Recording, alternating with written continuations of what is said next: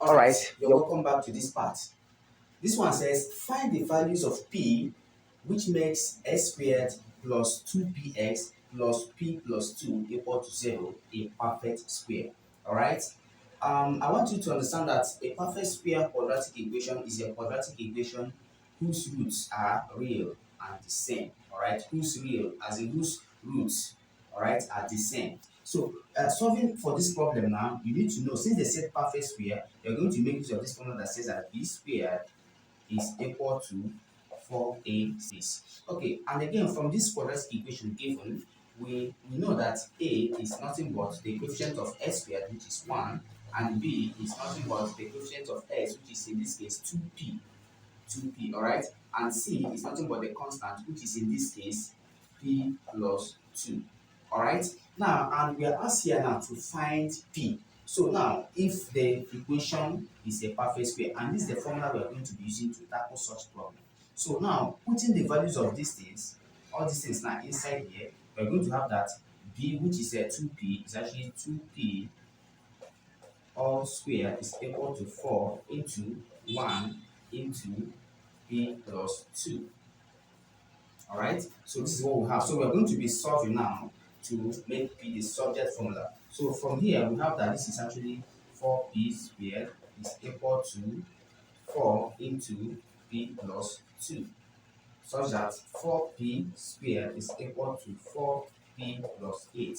Therefore, 4p squared minus 4p minus 8 is equal to 0. That is 4p crossing over and 8 crossing over. So you now find out that uh, we now have a quadratic equation. No wonder it says find the values, because they know that in this question we're actually going to be having two values of p. So at this point I can comfortably solve quadratically. All right, so I'm going to solve quadratically to now get the two values of p.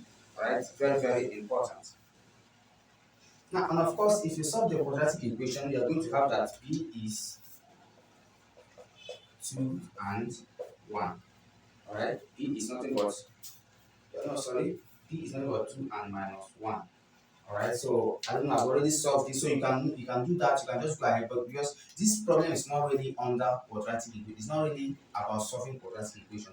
It's actually about knowing how to find p. All right, if this is a perfect square. So the whole idea is this is the formula you are going to be making use of if it is a perfect square. So in putting all of these things which we obtain from here inside this equation, we are going to arrive at this part, which is nothing but a quadratic equation. So solving this equation now quadratically, we are going to have that p is equal to 2 and minus 1. Now, what it means is that if you take the value of p as 2 and put it inside here, you are going to have an equation. And again, if you also take the value of p inside here, if you take the value of p as minus 1 and put it inside this equation, you're also going to have a quadratic equation. So let's try that.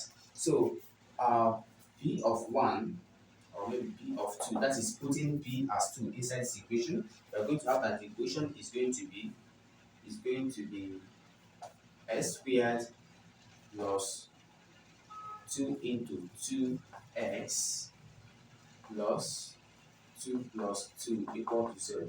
Therefore, x squared plus 4x plus 4 is equal to 0. So this is the first equation. Now this quadratic equation is derived when p is equal to 2, and if you solve this equation now, you are going to have the two roots to be the same. Alright. Now p of minus 1.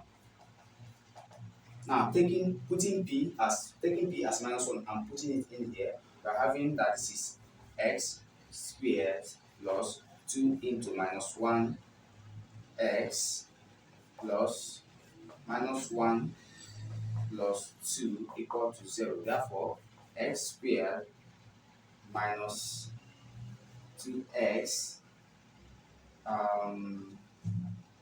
plus 1 is equal to 0. So these are the quadratic equations, such that when you solve them, we are going to have their roots to be the same. All right. So the process of getting p from here now, to be 2 and minus 1 simply means solving this quadratic equation. You have this, and now we take the value of p as 2 and minus 1 and put it into this equation. You have this equation and this equation respectively. And now to verify what you've gotten, if you solve this quadratic equation, you have the roots to be the same.